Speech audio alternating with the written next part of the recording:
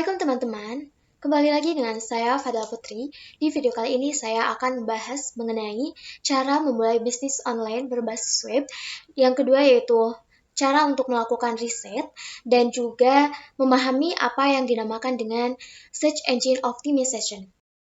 Oke teman-teman, untuk yang pertama yaitu membahas mengenai cara memulai bisnis online. Nah, bisnis online ini saat ini sangat digandrungi oleh banyak masyarakat. Karena bisnis online memberikan kemudahan bagi masyarakat untuk melakukan usaha tanpa adanya modal. Dengan modal yang misalkan 0 rupiah pun, masyarakat sudah bisa memulai usaha secara online. Tidak hanya itu, masyarakat juga bisa menjangkau pasar yang sangat luas dengan bisnis online. Nah, maka dari itu, kita belajar untuk cara memulai bisnis online.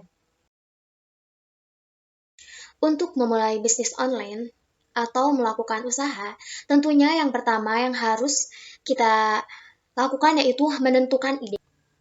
Nah, ide ini merupakan konsep atau peluang pasar untuk menghasilkan pendapatan melalui pengembangan produk dan pemasaran.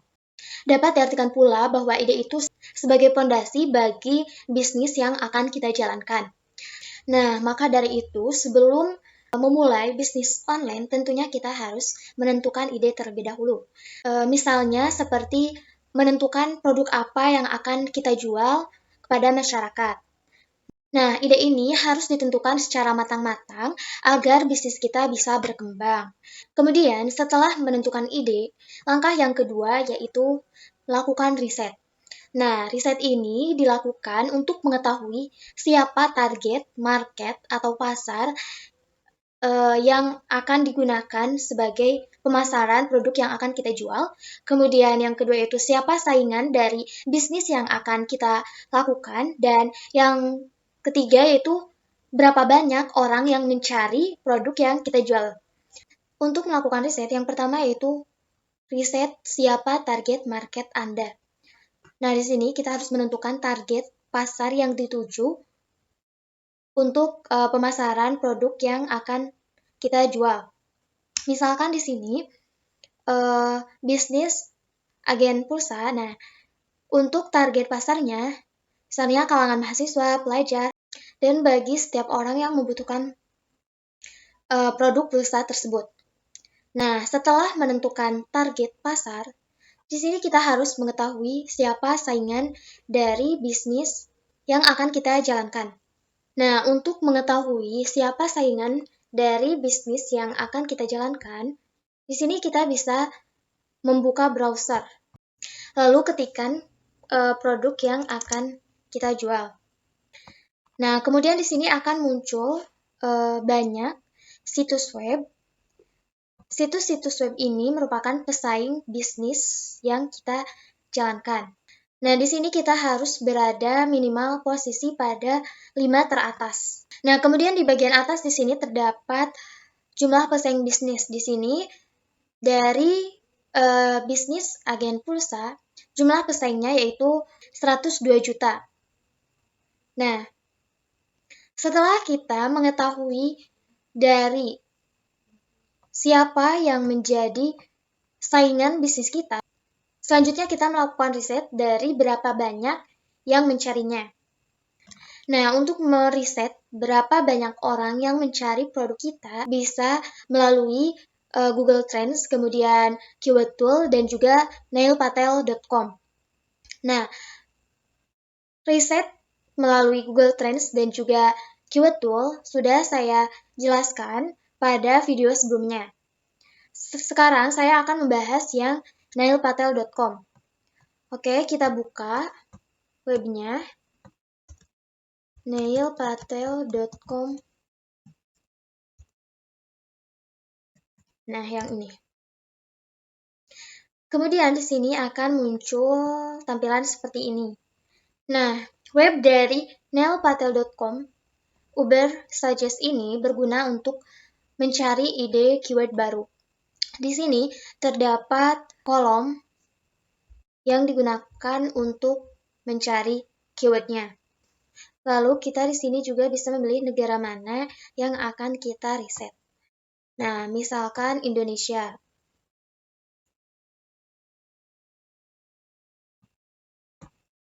Kemudian di sini kita ketikkan keyword-nya. Lalu klik search.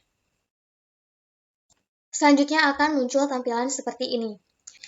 Di sini terdapat beberapa fitur. Yang pertama yaitu terdapat fitur Keyword Overview, di mana Keyword Overview ini menampilkan banyak data dan termasuk juga ada Keyword ID.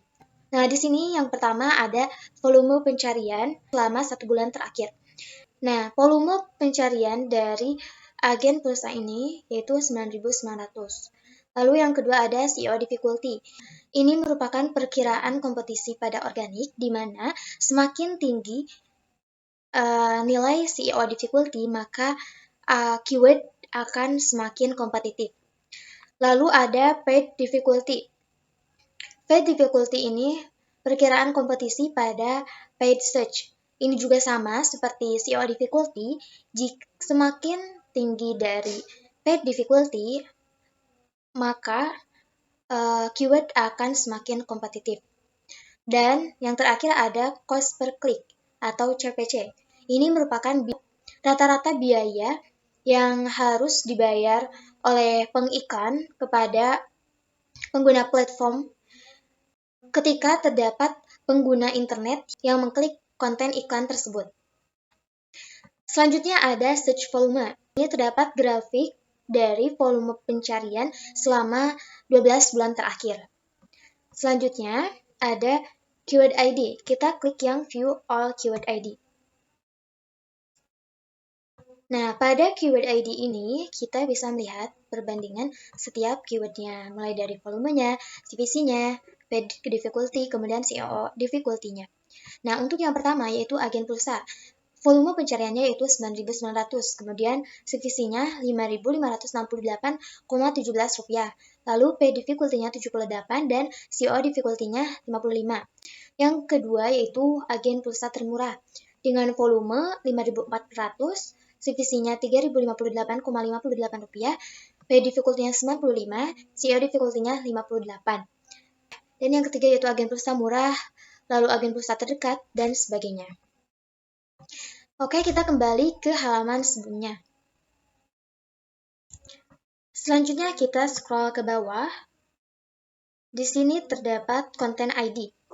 Konten ID ini merupakan fasilitas terbaik agar kita bisa bersaing dengan kompetitor sekaligus meningkatkan SEO ranking jumlah web.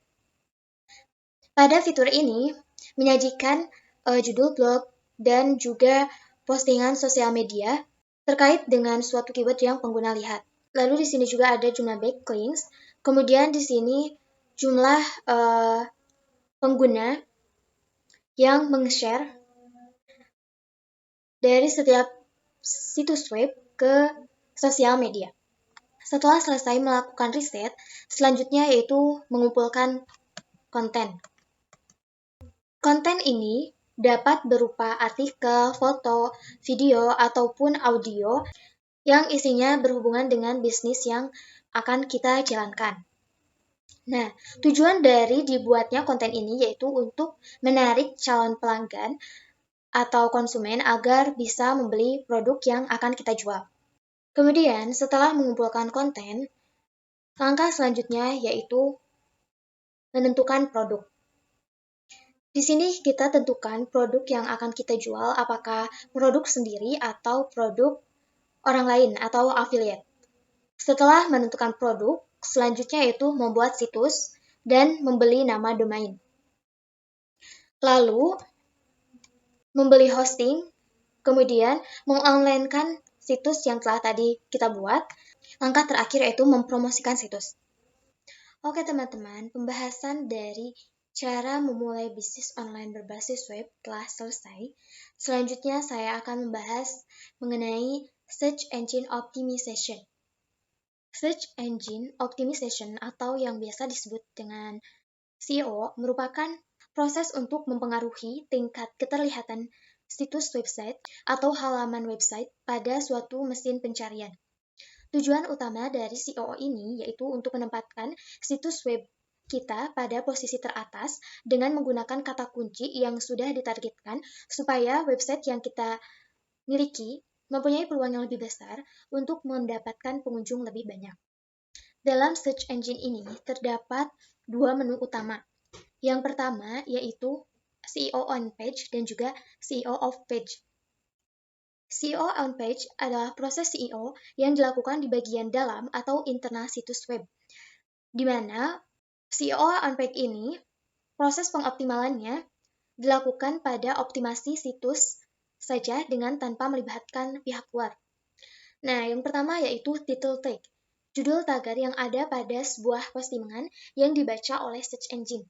Kemudian yang kedua yaitu meta description, di mana ini merupakan keterangan dari halaman website yang didasarkan dari kalimat postingan artikel.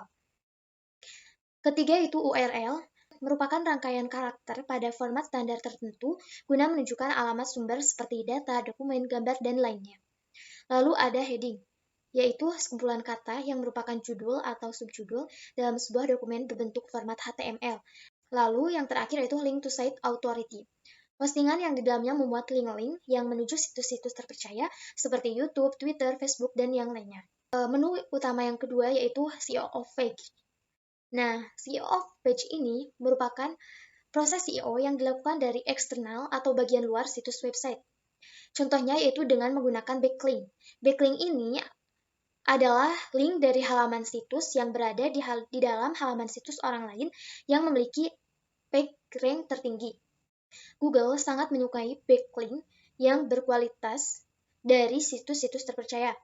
Oleh karena itu, jika kita memiliki backlink akan membuat website kita memiliki peluang yang lebih besar untuk masuk dalam posisi ke-1 pada mesin pencari. Nah, selain itu, backlink juga berfungsi untuk memperkuat website yang kita gunakan. Selain dari teknik backlink, SEO off page juga bisa dilakukan dengan forum, situs sosial bookmaking, email marketing, dan meninggalkan link situs web di kolom-kolom komentar blog walking.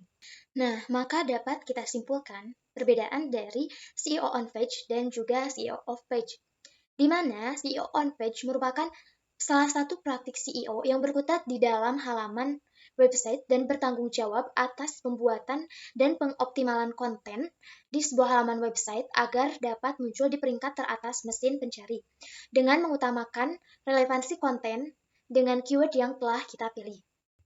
Nah, maka dapat kita simpulkan perbedaan dari SEO on page dan juga SEO off page, di mana SEO on page ini merupakan langkah optimasi yang berfokus pada perbaikan internal website yang kita gunakan.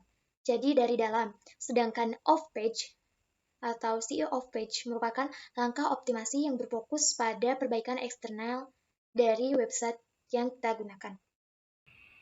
Oke teman-teman, kedua pembahasan yaitu cara memulai bisnis online dengan berbasis web dan juga search engine optimization telah selesai. Terima kasih telah menonton, semoga bermanfaat. Wassalamualaikum warahmatullahi wabarakatuh.